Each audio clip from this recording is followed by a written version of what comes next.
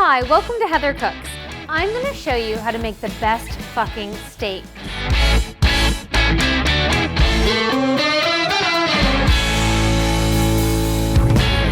Today I'm going to show you how to make the best fucking steak with a quick shallot wine pan reduction. Let's get started. Here I have a 1-inch choice boneless ribeye. Now, the first thing to remember when you're cooking steak is to remove it from the refrigerator 30 minutes before you're going to cook it. It's really important that the steak gets to room temperature before it's cooked. Otherwise, it's going to get really tough. The next thing to remember is to not salt your steak until right before you're going to cook it. You don't want the salt to absorb into the steak. We've preheated our pan, and we're going to add some oil to it before we sear the steak. And here we go. The pan's really hot. You know your pan's hot enough when it makes that really nice sizzling sound. So for a medium rare, we're gonna let this cook for about 5 minutes on both sides on high. When you first put it in the pan, don't move it yet, because you really want that nice crust to form. It smells so great. And the quality of your meat is important. You should get to know your butcher, talk about where the meat is from. I always recommend buying local, organic. You don't want things that have been pumped with hormones. It always just tastes better. So we're just gonna give it about 3 more minutes on this side, and then we'll flip it, and you'll see it'll have a nice, perfect brown crust.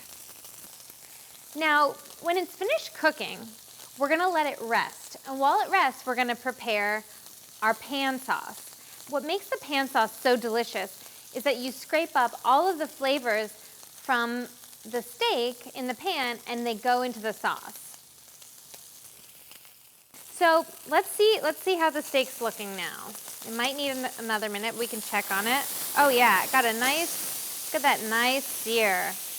That's because we got the pan really, really hot. So we're gonna give this about 5 minutes on this side now. There's a lot of fat on the side, so I'm just gonna hold it so I get that crust, that seal on all sides of it, so that the juices don't leak out any side of this beautiful steak. It also helps make sure that it gets cooked. This is looking really nice. It has a beautiful, really dark crust, and it's still going to be a nice medium rare on the inside. Now, after you cut it, you need to let it rest for at least 10 minutes. Again, it ensures that the juices have time to stay in there. If you cut it right after you've cooked it, they're gonna ooze out and you're not gonna have that juicy center. So really, searing it locks those juices in, and then letting it rest keeps them in there.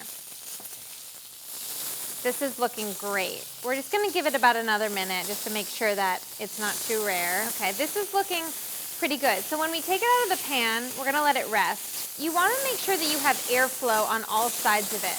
So when you let it rest, you're gonna wanna prop up a plate like this so that it can lean and get air on all sides. Okay, here we go. And so while this is resting, there we go, like that. And while it rests, we're gonna prepare our pan sauce. We're gonna add the shallots to the pan, to that beautiful juice. The 10 minutes that it takes for the steak to rest is exactly the amount of time you need to make this sauce. It's just a great way to maximize your time in the kitchen, and it sounds like such a fancy meal, but it's such a quick dinner. This is a red wine pan sauce, and I always like to drink red wine when I eat steak. And you want to use a full-bodied red wine that'll hold up to the flavors of the steak. This is a cabernet. I put in 3/4 cup of cabernet, full-bodied red wine, and now I'm scraping up those brown bits. The brown bits are the bits of steak that are left in the pan. They're the steak flavors. And so this is gonna boil for about 7 minutes until it gets to a really syrupy, glazy consistency. Before we put it on the steak, we'll remove it from the heat and whisk in some cold butter. That'll give it that creamy texture. And now we're gonna slowly whisk in 1 tablespoon of butter at a time. Give it that nice, creamy.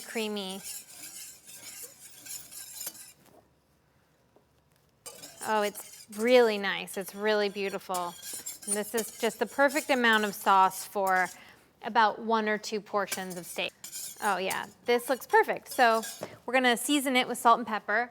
You always wanna make sure that you season everything with salt and pepper. You can cook anything with the most fresh ingredients, but if you don't use salt and pepper, it's not gonna have any flavor in it. So the sauce is perfect.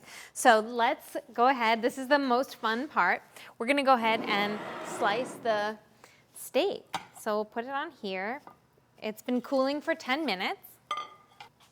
And so we're gonna cut against the grain. When you're doing a ribeye, you can just cut this way.